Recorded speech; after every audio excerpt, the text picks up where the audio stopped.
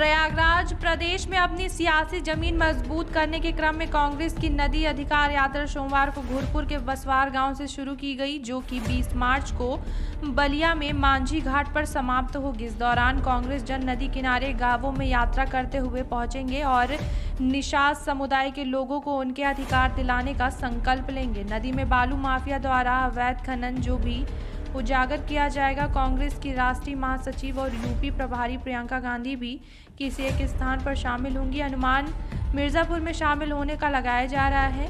CWC सदस्य प्रमोद तिवारी ने झंडा दिखाकर नदी अधिकार पदयात्रा को रवाना करते हुए कहा कि नदी बालू मिट्टी पर निषाद का हक होगा। उन्होंने कहा कि कांग्रेस निषाद समुदाय को उनका पुश्तैनी अधिकार दिलाएंगी। प्रमोद तिवारी ने नदी अधिकार की यात्रा शुरुआत करने के बाद उपस्थित लोगों से कहा कि मां गंगा और यमुना का निषादों से मां बेटे का रिश्ता है।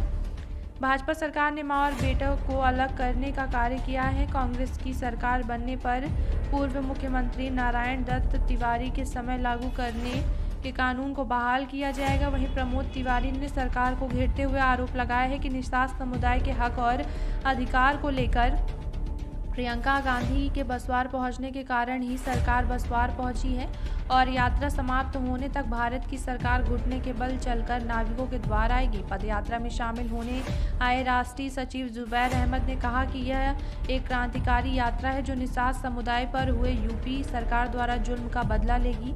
वहीं 2022 विधानसभा आम चुनाव में अवश्य लेगी। वहीं यात्रा में आए छत्तीसगढ़ के संसदीय सचिव और विधायक कुंवर सिंह निषाद ने कहा कि भगवान राम को पार लगाने वाले समाज के साथ योगी सरकार सौतेला व्यवहार कर रही है। विदित हो कि बसवार में 4 फरवरी को बालू के अवैध खनन के आरोप पर प्रशासन ने कार्रवाई की थी। विपक्षी दलों ने इसे मुद्दा बना लिया है। पहले समाजवादी पार्टी ने खोला मोर्चा, फिर निषाद पार्टी आगे आई। इसको लेकर प्रियंका गांधी की अगुवाई में कांग्रेस ने भी सरकार को निशाने पर ले लिया। प्रियंका गांधी 21 फरवरी को खुद बसवार गांव आई थी।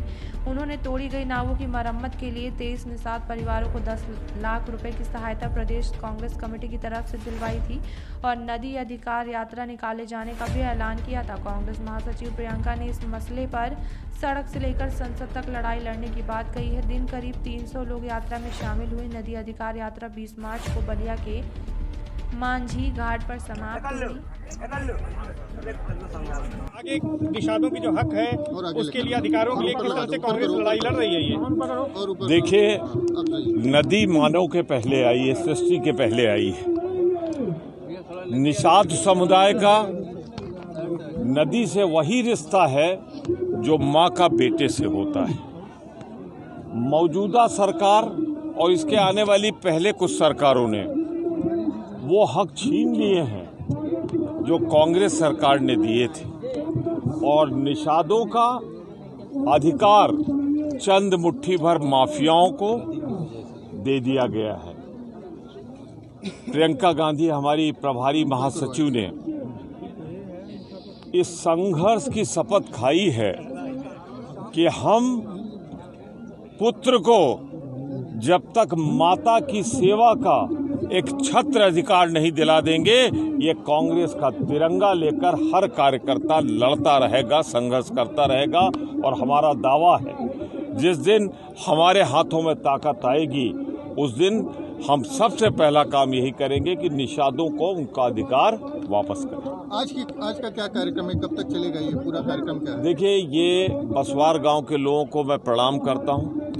इन लोगों के ऊपर चली हुई एक एक लाठी मौजूदा सरकार के कफन की कील साबित होगी और यहीं से उनके जो बलिदान थे, संघर्ष थे, उससे प्रेरणा लेकर आदरणीय प्रियंका गांधी जी ने निर्देश दिया है कि यहाँ से ये शुरू होगी और बागी बलिया तक, जहाँ से आज़ादी का ऐलान हुआ था, 3 जिले जो ऐलान हुए थे वहाँ जाएंगे। और ये निषादों में तो अपनी ताकत पहचानने की जरूरत है। ये जब भगवान राम को इस पार से उस पार पहुंचा सकते हैं तो अपना अधिकार तो ले ही लेंगे, इसमें कोई दो राय नहीं। ये रिश्ता है जो माँ का और बेटे का रिश्ता होता है, वही नदी का रिश्ता। आज जो लोग आ रहे हैं वो जवाब दें कि जब बाढ़ की विभीषिका आती तो सबसे ज्यादा नुकसान किसका होता है?